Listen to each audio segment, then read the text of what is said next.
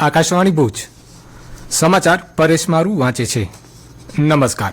ગુજરાત સરકાર દ્વારા સરદાર વલ્લભભાઈ પટેલની 150મી જન્મ જયંતિ નિમિત્તે આયોજિત રાષ્ટ્રવ્યાપી અભિયાન અંતર્ગત યુનિટી માર્ચ એકતા પદયાત્રાનું આયોજન કરાયું છે, જે અંતર્ગત આજે અબડાસા વિધાનસભા વિસ્તારમાં વિથોણથી નખત્રાણા સુધી એકતા યાત્રા યોજાઈ હતી।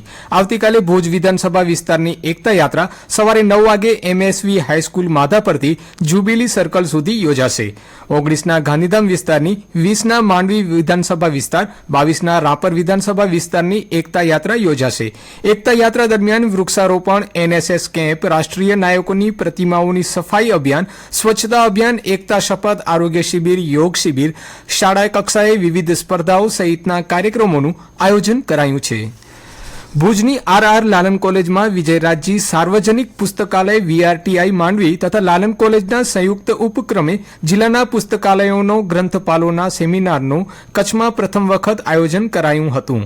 રાજ્યના ગ્રંથાલય વિભાગના નાયબ નિયામક અને મુખ્ય મહેમાન LN મોઢે રાજ્ય સરકાર દ્વારા ગ્રંથાલયોના વિકાસ માટે હાથ ધરાતી યોજનાઓની માહિતી આપતા કહ્યું કે રાજ્યના શ્રેષ્ઠ ગ્રંથાલયોને દર વર્ષે આપવામાં આવતો મોતીભાઈ અમીન એવોર્ડ ચાલુ વર્ષે વિકલાંગ ગ્રંથાલયોની શ્રેણીમાં માધાપરના અંધજન મંડળના પુસ્તકાલયને, ગ્રામ્ય ગ્રંથાલયની શ્રેણીમાં બિદડાના ગ્રંથાલયને તથા તેના ગ્રંથપાલને આ એવોર્ડ આપવાની જાહેરાત કરી હતી।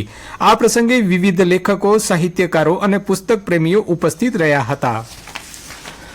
ધોરડો રણોત્સવ દરમિયાન હસ્તકળા સાથે સંકળાયેલા તેમજ તે પ્રકારની વસ્તુઓનું પ્રદર્શન કમ વેચાણ થાય તે માટે ક્રાફ્ટ સ્ટોલ તથા ખાણીપીણી માટે ફૂડ સ્ટોલ બજાર ટેન્ટ સિટી પાસે ઊભી કરવામાં આવનાર છે।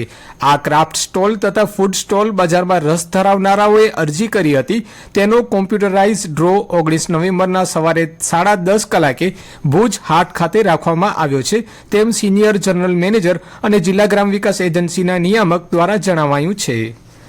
નખત્રાણા તાલુકાના કોટડા જડોદરના બાંધણી સિબોરી ડિઝાઇનના કારીગર ખત્રી યાકુમ જાફરને સિબોરી કલા માટે ગોલ્ડ મેડલ મળ્યો છે।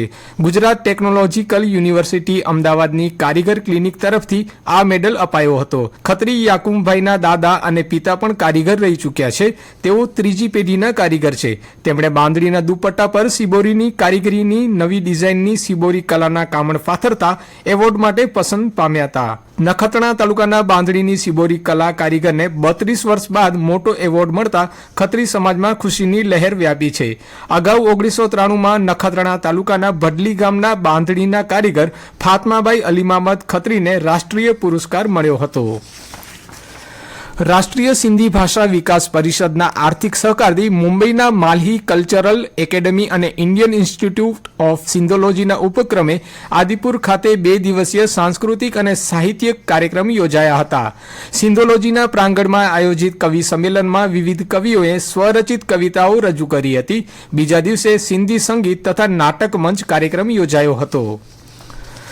કચ્છમાં સૈનિક સ્કૂલોની તાત્કાલિક સ્થાપના કરવા અંગે ગાંધીધામ ચેમ્બર ઓફ કોમર્સ દ્વારા રાજ્ય સરકાર અને સરકારના પ્રતિનિધિઓ સમક્ષ રજૂઆત કરવામાં આવી છે। ચેમ્બર દ્વારા રાજ્યના ઉચ્ચ શિક્ષણ અને ટેકનોલોજી વિભાગના રાજ્યમંત્રી ત્રિકમભાઈ છાંગા તથા કચ્છ સાંસદ વિનોદભાઈ ચાવડા અને ધારાસભ્યો સમક્ષ રજૂઆત કરાઈ હતી।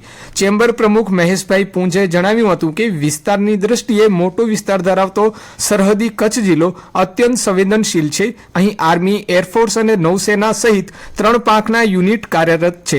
આવી વ્યૂહાત્મક પરિસ્થિતિ ધરાવતા પ્રદેશમાં યુવાનોમાં દેશભક્તિ, શિસ્ત અને નેતૃત્વની રક્ષા અંગેની જાગૃતિ વધારવા માટે સૈનિક સ્કૂલની સ્થાપના અનિવાર્ય છે।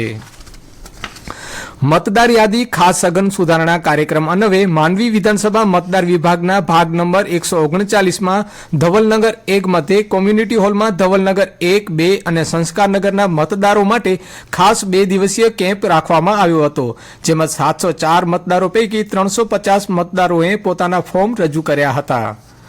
ઉત્તર ભારતમાં શીતલહેર ફરી વળી છે, જેનો પ્રભાવ કચ્છ જિલ્લામાં અનુભવાઈ રહ્યો છે।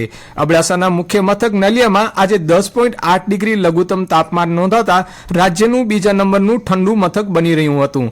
ગત મોડી સાંજથી વાતાવરણમાં શીતળતા પ્રસરી ગઈ હતી। આજે વહેલી પરોઢથી ઠંડીએ પોતાનો અસલી મિજાજ દેખાડવાનું શરૂ કર્યું છે।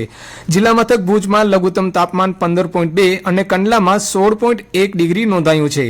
હવામાન વિભાગે નવેમ્બર માસના અંત ભાગે અને ડિસેમ્બર મહિનામાં કાતિલ ઠંડી પડશે તેવી આગાહી કરી છે. હાલે દિવસના ભાગે વાતાવરણ હુંફાળું રહેતા મિશ્ર ઋતુની અનુભૂતિ લોકો કરી રહ્યા છે. અને આ સાથે સમાચાર બુલેટિન પૂરું થયું. નમસ્કાર.